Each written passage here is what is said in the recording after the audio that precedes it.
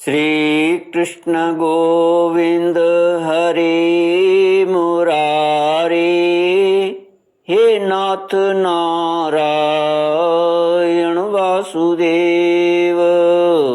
श्री कृष्ण गोविंद हरे मुरारे, हे नाथ नारायण वासुदेव। ओम नमो भगवते वासुदेवाय। ओम नमो भगवते वासुदेवाय।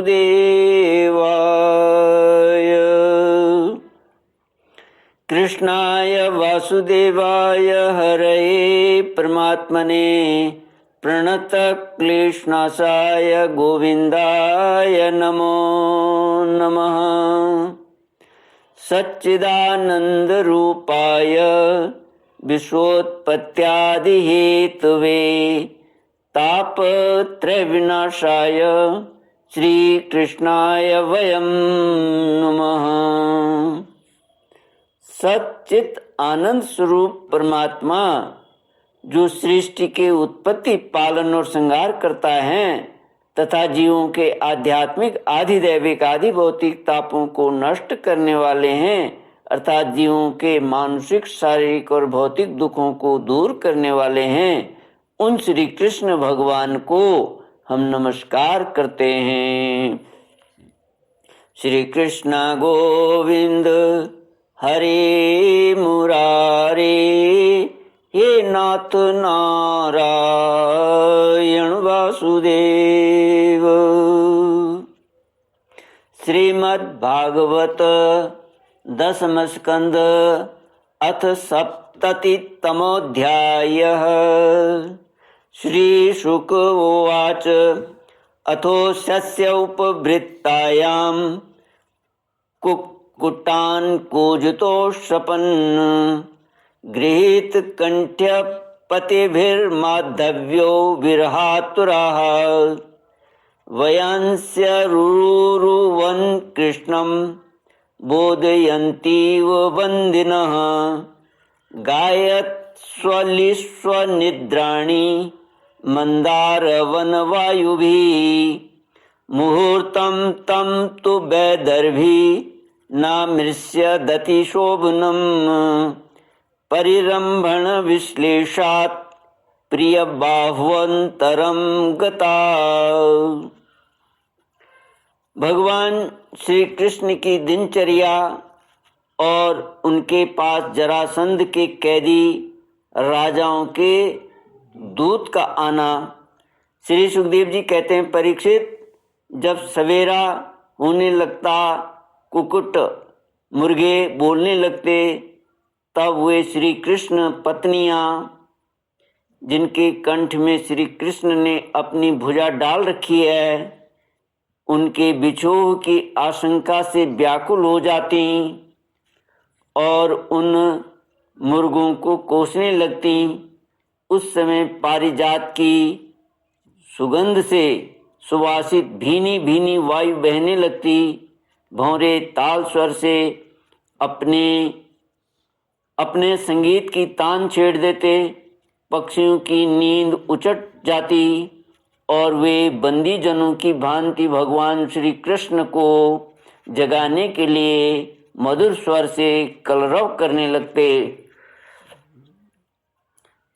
रुक्मिणी जी अपने प्रियतम के भुजपास से बंधी रहने पर भी आलिंगन छूट जाने की आशंका से अत्यंत सुहावने और पवित्र ब्राह्म मुहूर्त को भी असह्य सहने लगती थी। भगवान श्री कृष्ण प्रतिदिन ब्राह्म मुहूर्त में ही उठ जाते और हाथ मुंह धोकर अपने मायातीत आत्मस्वरूप का ध्यान करने लगते। उस समय उनका रोम रोम आनंद से खिल उठता था। परीक्षित, भगवान का वह आत्मस्वरूप सजातीय, विजातीय और स्वगत भेद से रहित एक अखंड है, क्योंकि उसमें किसी प्रकार की उपाधि या उपाधि के कारण होने वाला वन्य वस्तु का अस्तित्व नहीं है, और यही कारण है कि वह अविनाशी सत्य है।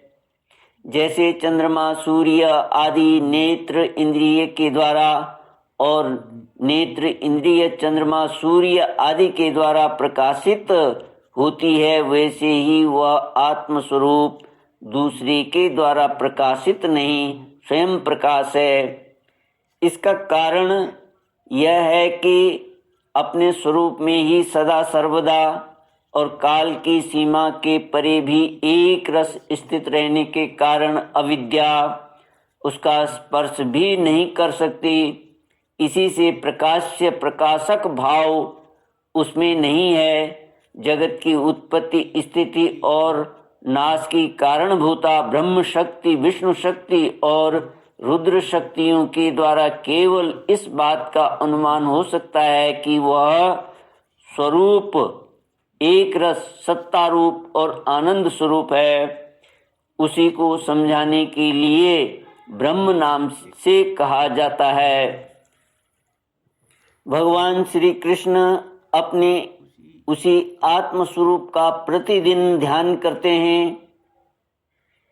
इसके बाद वे विधि पूर्वक निर्मल और पवित्र जल में स्नान करते, फिर शुद्ध धोती पहनकर दुपट्टा ओढ़कर यथाविधि नित्य कर्म, संध्या वंदन आदि करते। इसके बाद हवन करते और मौन होकर गायत्री का जप करते। क्यों न हो, वे सत्पुरुषों के पात्र आदर्श जो हैं। इसके बाद सूर्योदय होने के समय सूर्योपस्थान करते और अपनी कला स्वरूप देवता, ऋषि तथा पितरों का तर्पण करते। फिर कुल के बड़े बूढ़ों और ब्राह्मणों की विधि पूर्वक पूजा करते। इसके बाद परम मनस्वी श्री कृष्ण दुधारू पहल ब्याई हुई बछड़ों वाली सीधी शांत गौओं का दान करते।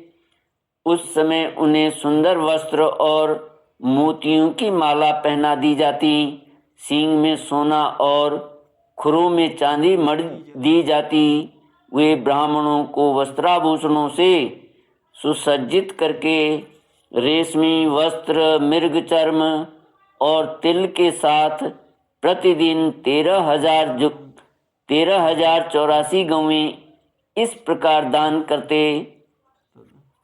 तदनंतर अपनी विभूति रूप गौ, ब्राह्मण, देवता, कुल के बड़े बूढ़े, गुरुजन और समस्त प्राणियों को प्रणाम करके मांगलिक वस्तुओं का स्पर्श करते। परीक्षित, यद्यपि भगवान के शरीर का सहज सौंदर्य ही मनुष्य लोक का अलंकार है, फिर भी वे अपने पीतांबर आदि दिव्य वस्त्र, कौस्तुभ आदि आभूषण, पुष्पों के हार और चंदन आदि दिव्य अंगराग से अपने को आभूषित करते। इसके बाद वे घी और दर्पण में अपना मुखारविंद देखते। गाय, बैल, ब्राह्मण और देव प्रतिमाओं का दर्शन करते। फिर पूर्ववासी और अंतःपुर में रहने वाले चारों वर्णों के लोगों की अभिलाषाएं पूर्ण करते और फिर अपनी अन्य ग्रामवासी प्रजा की कामना पूर्ति करके उन्हें संतुष्ट करते और इन सब को प्रसन्न देखकर स्वयं बहुत ही आनंदित होते। वे पुष्पमाला, तांबूल, चंदन और अंगराग आदि वस्तुएं पहले ब्राह्मण, स्वजन संबंधी, मंत्री और रानियों को बांट देते और उनसे बची हुई स्वयं अपने काम में लाते।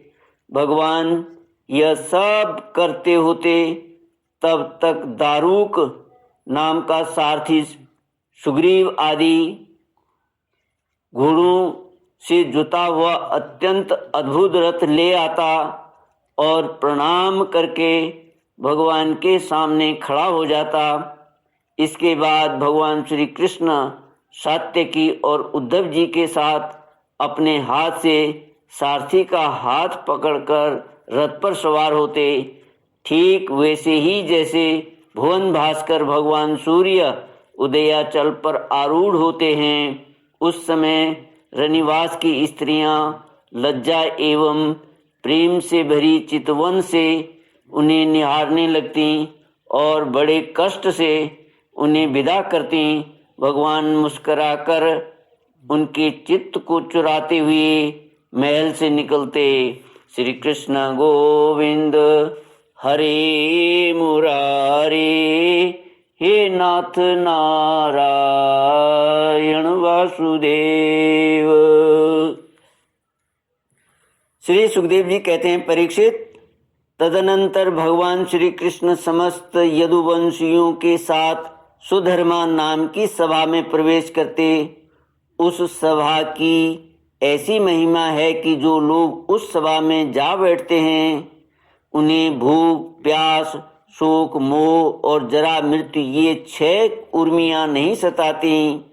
इस प्रकार भगवान श्री कृष्ण सब रानियों से अलग अलग विदा होकर एक ही रूप में सुधर्मा सभा में प्रवेश करते और वहां जाकर श्रेष्ठ सिंहासन पर विराज जाते।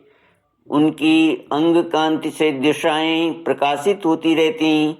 उस समय यदुवंशी वीरों के बीच में यदुवंश शिरोमणि भगवान श्री कृष्ण की ऐसी शोभा होती जैसे आकाश में तारों से घिरे हुए चंद्रदेव शोभायमान होते हैं।